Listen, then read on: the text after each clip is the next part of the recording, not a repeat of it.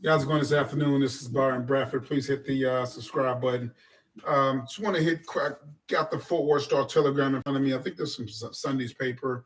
I got to go back and, of course, I attended the swearing in of the mayor of Fort Worth and just listened to some of the council members and what their goal is to move Fort Worth forward. And so this particular article here got some information that I thought would be important to kind of just get out there.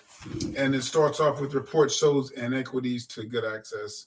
Report shows inequities in access to good schools. Inequities in access to good schools. Okay. And they done a study. The Fort Worth Educational Partnership, which is a nonprofit, done a study, and I guess they did something across all the district schools and see all of them are faring out using the baseline from TEA, which is the Texas Educational uh, Agency, TEA, Texas Education Agency, using their baseline. And a couple things came out of that. They noted in four Northwest Fort Worth, nearly 3/4 of all the public schools are A and B rated, A or B rated, and no school performs below average in state accountability measures.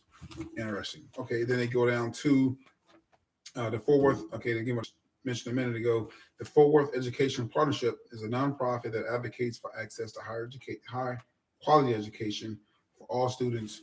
Created created education scorecards for each Fort Worth City Council district using TEA's metrics, basically. The report shows a stark disparities in educational outcomes from one council district to the next. In District 7, which covers far northwestern Fort Worth, only 31% of students are economically um, disadvantaged, the lowest rate in the city. The district has no D or F rated schools, and 71% of the schools in the council district are rated A or B. But council districts with higher percentages of economically disadvantaged students consistently had fewer A and B rated schools and more D and F rated schools. In District 8, which primarily covers southeastern Fort Worth, 90% of the students are economically disadvantaged. 90%. Only 6% of the schools in that council district, are rated A or B, 6%. And 63% are rated D or F. Wow. Wow, that's amazing. Now, um, I'm going somewhere with this. They just elected a young man for the city council. High hopes there for him. I have high hopes for him. Chris knows. All right. And someone went on to say, like, who made this statement? The education of Fort Worth kids is not a ISD issue. He said it's a city issue. Beasley reported, who presented the report to Fort Worth City Council on Tuesday, said his organization isn't proposing any specific policy changes based on its findings, but the disparity in schools quality from one part of the city to another is troubling, he said. From an economic standpoint, weaknesses in the city's education system can be a drag on the city's current and future workforce. He said, when some students have access to high quality education and all the benefits that come from it, and others don't, it creates an ethical problem slash ethical dilemma. He said, so true. So they got Bo Betsy Price sounds the alarm. This the same lady that's been there for the last 10 years. Why this study wasn't done sooner, don't know. I think when I become a mayor or something, that's what I want to know. That's why education has to be at the forefront of mitigating and stopping any and all crime. I think that's what we have to start with education. I'm glad they're having this conversation. But again, Price, she leaves office on Tuesday, said education is a foundational issue that affects everything in the city. It's a workforce issue, a crime prevention issue, a poverty reduction issue, and a public health issue. The city can't hope to thrive unless it continues to focus on improving educational systems. Wow, that was well said. And she's on her way out the door after 10 years of doing literally, I guess she didn't notice. I'm just saying, I guess she didn't notice or something, but she said all the right things going out the door. I mean, she hit all the right things. So if that was the right thing then, now, why wasn't the right thing then 10 years ago when you assumed that position as mayor? Do a study. Let's make sure our schools are adequate with the product we have going in. Let's make sure we have a good product coming out the other side that can help our city grow. Hence, fast forward where we're at now at Fort Worth. New mayor comes in. Now she has a tackle list. It's okay. I'm getting there. All right. That was interesting for her to make those particular comments. It's a workforce issue, a crime prevention issue, a poverty reduction issue. Well, you've been there for 10 years and you didn't think any of this was important at that point. Now you want to bring it up. And this is the person that wants to run for county judge. This is the person that wants to run for county judge. Let y'all ponder on that for a second. Yeah, don't get it. I will fast forward to Mr. Nettles, whom is a council member now for District 8. Interesting comments here. Chris Nettles, the incoming council member for District 8, said he was disheartened by the report's findings, but he wasn't entirely surprised.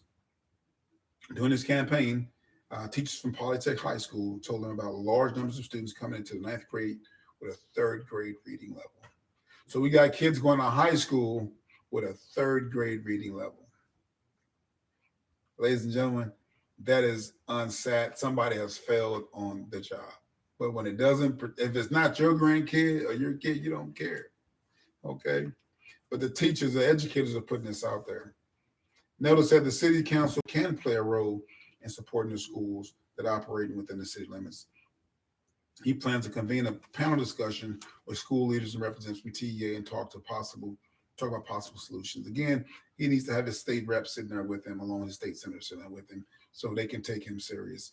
Because right now, I think you need to change out that state rep, whoever, I don't know who that is. They need to change that person out and change out possibly that state senator, because they've been asleep at the wheel. And if they're looking at these findings, they should be very concerned about the next election, because if these people are smart in that District 7, District 8, they will vote those guys out the next election. Okay. Nettles ran for city council on a platform of bringing development and new business to his district. But that's only possible with the stronger schools, he said. Exactly. Something we learned from Amazon. Amazon said, we're not coming to Texas because y'all talent pool is not smart. We don't have a smart talent pool in Texas. That's why Amazon neglected. We're not going there. So that should have been red flag number one. It's always been there. But that's only possible with stronger schools, he said. Business leaders look at school quality when they decide where to locate the business, he said. And once those businesses are established, Fort Worth residents will need to have enough education to compete for jobs with potential employers who might move in elsewhere, he said.